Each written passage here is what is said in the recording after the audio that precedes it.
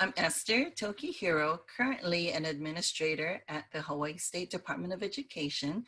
I work in the Office of Curriculum and Instructional Design. Prior to moving back to Hawaii a year and a half ago, I was the Director of STEAM at the Santa Clara County Office of Education. I had the great fortune of being at the county office at the time that the IOC, or the Instructional Leadership course, started. So from its genesis, and I had a chance to hear about the model and what the objectives were of this project and the goals for how it could make a difference with professional learning.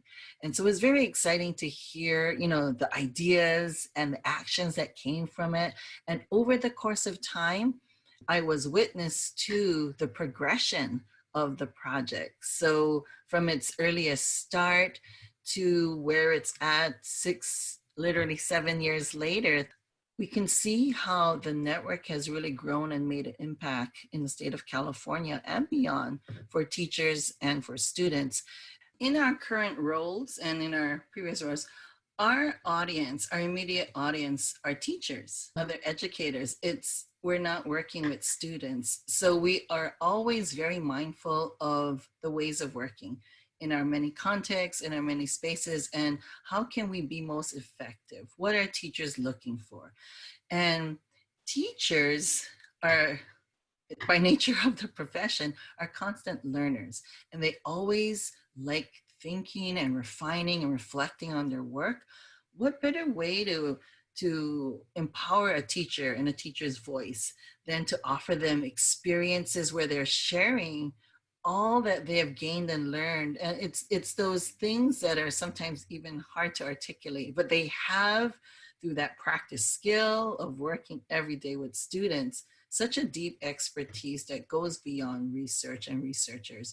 So this opportunity of the IOC really brings forward for teachers to be the professional developers, to really afford a way to share what they want to share, but still recognizing they love the classroom and they want to still stay perhaps at their school and work directly with their students.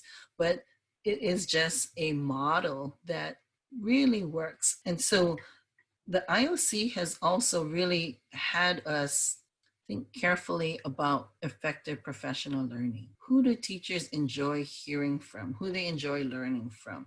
We do need evidence-based and the most current research-based practices, but we also need things that are practical. What has experience shown you? What would work? Like, you would look at something and say, for middle school, you're right on. This is what you need. And so it's this coupling of evidence-based practices, research practices, the best practices around teaching and learning, with the experience that an IOC totally opened up for many teachers and their career path.